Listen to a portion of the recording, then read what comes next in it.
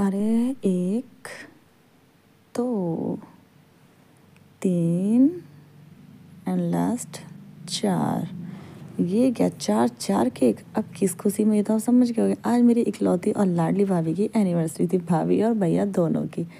तो केक तो हमने लगा दिए थे। उसके बाद मम्मी अपनी पिट्ठियाँ की थाली पकड़ के अपनी ड्यूटी में लग गई थी। 1 बाय 1 मम्मी ने सबको पिट्ठियाँ लगाया।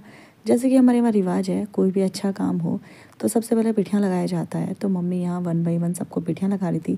गोलू को लगा दिया था, दीपू को लगा दिया था। बारी आ गई थी मेरे बड़े बेटे की, उज्जवल की, और बहुत ज़्यादा खुश हो रहा था कि नानी मुझे पिट्ठियाँ लगा रही हो। और उज्जवल तो मज़े लेते रहता है बस। उसके बाद क्या था, फिर पापा भी कौन सा कम थे, पापा भी मज़े लेने में लग गए कि अच्छे से पैर छू, पूरे पैर छू नीचे। तो बस पिट्ठियाँ वगैरह हो गया था। फिर हेमू को वीडियो कॉल किया। इसमें राम भी एक्साइटेड हो रहा था कि 4 केक अगर होता ना तो अभी तक वो एक भी केक को नहीं छोड़ता। खैर कोई नहीं, नेक्स्ट टाइम राम आएगा फिर उसको ये मौका मिल जाएगा। वो तो केक तो मैं ये बोलूँ, जैसे मंथली केक काटते थे ना, 1 month complete, 2nd month complete, तब भी वो अपने केक खुद ही काट देता था झपट्टा मार के। अभी टाइम से लब्बू का दांत हिल रहा था, उसने बोला बुआ दांत तोड़ दो। मैंने उसका दांत तोड़ा। तो मैंने कहा वीडियो में तो दिखा दे, मैंने तेरा दांत तोड़ दिया। सारी तैयारी हो गई थी, बस क्या था, कैंडल लगाई। कैंडल ने जैसे स्पार्कल किया तो भाभी और भैया की केक कटिंग की बारी। भाभी और भैया क्या करते, बच्चों को ज़्यादा एक्साइटमेंट थी केक कटिंग करने की, और उस सबसे ज़्यादा कुस्सू को थी। मैंने बोला सारे केक में 1 बाय 1 कट कर दो। फिर बच्चों ने केक खिलाया। उसके बाद हमने उन्हें किया साइड। भैया और भाभी ने एक दूसरे को केक खिलाया। फिर जितने लोग आए थे, चाचा चाची, मामा मामी, सब ने केक खिलाया। ये 3 अलग ही पोज देने में लगे थे। आज भैया और भाभी की शादी को 10 साल कंप्लीट हो गए थे, लेकिन बिल्कुल भी नहीं लग रहा था कि 10 साल हो गए थे।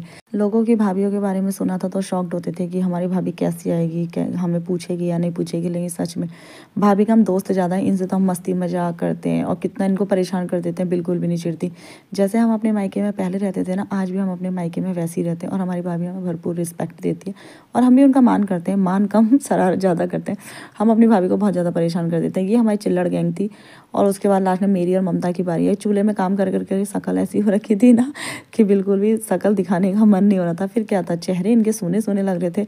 तो बस हमने कहा हम क्यों पीछे रहे, तो इनको केक लगाया। और ममता मेरे साथ नौटंकी करने में लगी थी, लेकिन भाभी ने दाव मार ही दिया और लगा दिया केक। फिर इनकी मैंने फ़ोटोज़ क्लिक करी।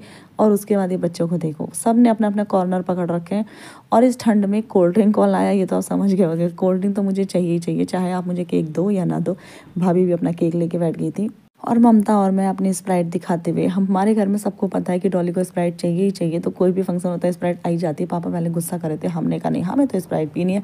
फिर केक वगैरह खा के चेंज वगैरह किया भाभी ने। हम सब तो उसी में थे। छोटी मामी अपनी बातें बता रही थी और हम सब ने जलाया चूल्हा। पूड़ियाँ हमने सोचा था बाद में बनाएंगे, और मैं ममता के साथ नौटंकी करने में लगी हुई थी।